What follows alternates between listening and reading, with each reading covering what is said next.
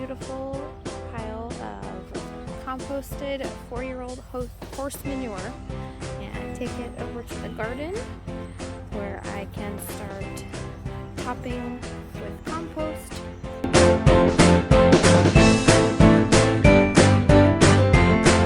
So I'm just going to take some of that beautiful golden dirt, and I've got filled this bed up. I just put this one here, and I've got some elderberry starts in here that I'm going to get rooted up, and hopefully we'll have some wonderful elderberries in the garden now. And then I also just went ahead and added a couple scoops to the top of the soil for my raspberries, and that's literally just you're fertilizing. That's what you're doing. You're fertilizing whatever you're putting this on, because that's all it is. It's compost. You don't need anything else fertilizer wise. Do this a few times a year. I added some to the top soil of my fig trees, and this is going to get all watered in, and it's going to feed the tree. You can see it's just starting to bud out, so it's a perfect time for that. And I'll be doing that to other ones. It's also a great time to pot up, meaning you have plants like I did this one recently. One of my other fig trees that was very root bound, actually growing out the bottom of one. So I put it in a larger pot and added some new compost to it. I will also be adding some compost just around the base of some grapes and the rose bush I have over here, just to help that out while it's getting ready to go for the year, along with all these other potted plants. I have a peach tree that I'll add some to. Even all my lavender in pots, the hollyhock I have here on the ground, but especially the stuff in pots, because whatever the only thing it's going to get is what's in the pot. It can't go out, stretch out farther and look for the nutrients it needs. So definitely, I have some in this one already. I have some composted leaves and bark here. You can see I have on this. I'll also probably add a little bit of compost to that one, because that stuff is so good. And then to my olive trees, I'll do the same thing. So I'm just going to add a little bit to each of these to get them a great start for this year. Even all my raised beds, I will be adding to, even the ones that are already planted. So I'll just add it around all these little plants to get them a great start and to get the ground prepped for whatever else I'll be planting in here. Also, like this is my snapdragon under here from last year that I have saved. I'll sneak some under there so it gets going good. It's you can see though, all throughout the winter it's been actually growing under here, which is really cool, and it's really nice and green, but I want to keep it that way because it's been growing all year. It needs a little bit of a rest, and give it some of that delicious compost to soak up all the nutrients. So you can see here, I've just added some of the compost kind of in between all the plants. You kind of have to do a little bit of that by hand, but this side that I haven't done yet, I mean, look at that.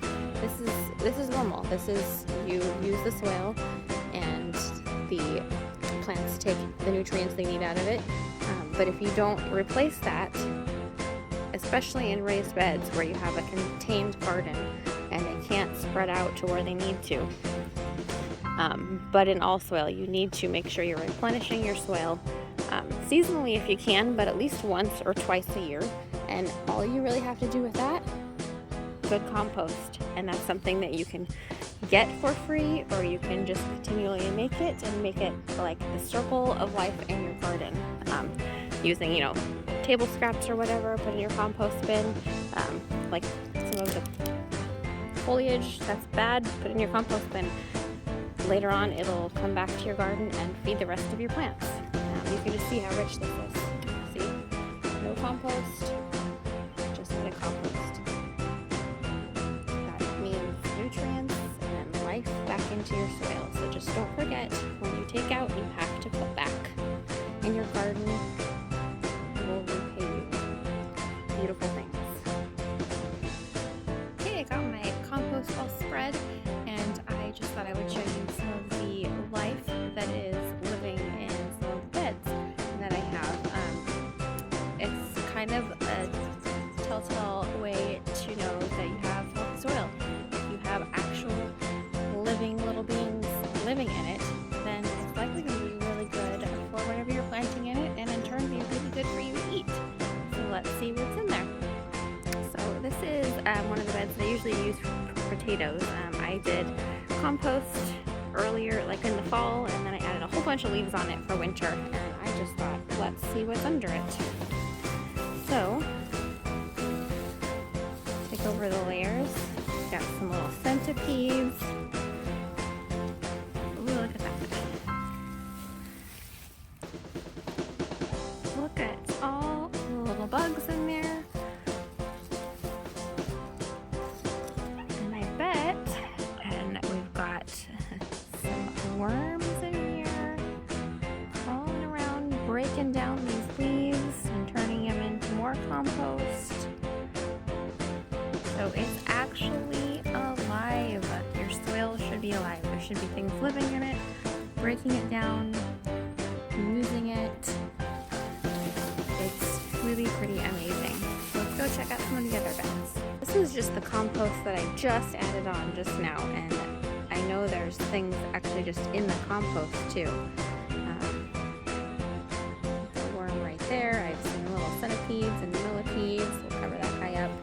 And they're going to work their way down, break this down even more, and work up any green stuff like this that I pulled out. We'll put that under there and they'll break that down too.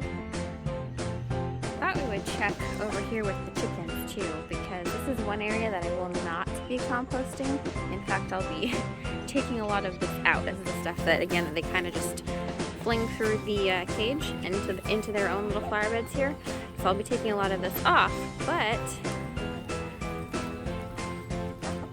if you dig down here, you can see it's just its own compost pile over here too. So there's worms and lots of insects down in here too that these ladies would really like to eat, but they're not going to. So when I get this bed ready, I will be kind of like taking compost away, or at least the stuff that's not composted yet. And when you dig down to the bottom, you'll get the stuff that's, look at that, much more composted and has all the good life in it. And this stuff will go to the actual compost pile and get composted to use next year. So maybe next time you're in your garden and you're doing some trimming, or you have some potato peels or your leftover pieces of lettuce, you'll add them to your compost bin instead of just throwing them away, and that'll only add to your garden and save you a lot of money rather than buying it too. But it's all full circle in your garden.